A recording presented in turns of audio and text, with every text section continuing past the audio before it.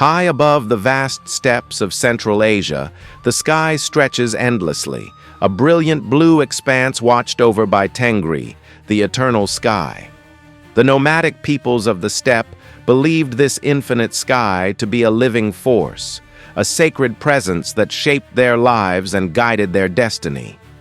Beneath this sky, a young man kneels by a fire, his breath visible in the crisp morning air.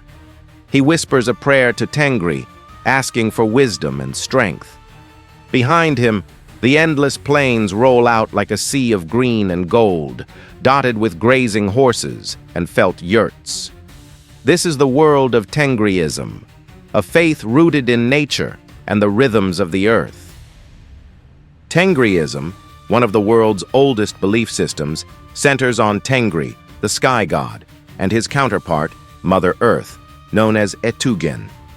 Together, they represent balance and harmony, the union of heaven and earth.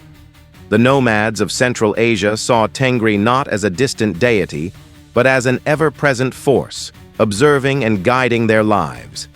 The vast, open sky was both a protector and a judge. It watched over their battles, blessed their herds, and punished those who disrupted the natural order. For the Turkic and Mongolic peoples, Tengriism wasn't just a religion, it was a way of life. Every step taken, every decision made, was aligned with the will of Tengri, ensuring harmony with nature and the cosmos. In the shadow of the Altai Mountains, a shaman stands by a sacred tree, its branches stretching toward the heavens. He beats a drum rhythmically, calling upon the spirits of nature and the ancestors. Tengriism's rituals were deeply connected to the natural world. The shaman, or Kam, was a bridge between the seen and unseen worlds, mediating between humans, spirits, and Tengri. Sacred trees, rivers, and mountains were revered as living entities. Offerings of milk and horsehair were made to honor these sacred places and the spirits dwelling within them. Life itself was viewed as a delicate balance, where disrupting the natural order could bring Tengri's wrath. From birth to death, every major life event was marked with rituals that honored Tengri and the spirits. A child's first steps, a warrior's oath before battle, and even the burial of a chieftain were moments steeped in spiritual significance. Horses were central to the nomadic way of life and held spiritual importance in Tengriism. They were considered sacred gifts from Tengri, connecting humans to the heavens. In times of prayer, horses were often released into the wild, symbolizing freedom and the soul's journey to the eternal sky. The natural world was not just a backdrop, but an active participant in Tengriism. Rivers were lifelines, mountains were sacred, and the wind carried the whispers of the spirits. Living in harmony with nature was not just an ideal, it was a necessity for survival on the steppe.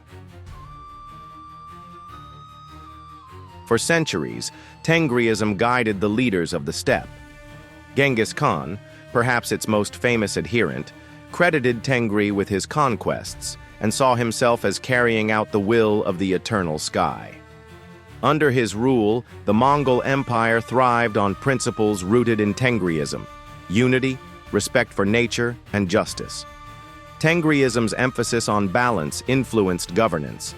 Leaders were expected to rule with fairness and humility, knowing that Tengri observed all. A leader who disrupted harmony risked losing Tengri's favor, and with it, their power. Though the rise of Islam, Buddhism, and Christianity overshadowed Tengriism, its echoes remain. In modern Mongolia, revival movements honor Tengri through ceremonies, rituals, and even state recognition. Nomadic herders still whisper prayers to the eternal sky, seeking guidance and protection. Tengriism's values, living in harmony with nature, respecting the interconnectedness of life, and embracing humility, are more relevant than ever in a world grappling with environmental crises.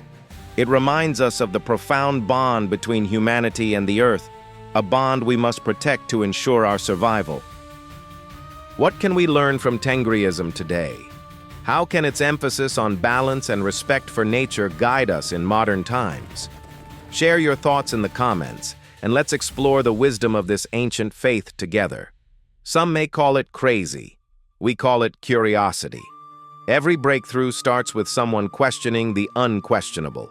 What if we're wrong? What if we're right? Stay curious, stay bold, and never stop questioning, because that's how progress begins. Don't forget to like, subscribe, and join us next time on Misty Q Time.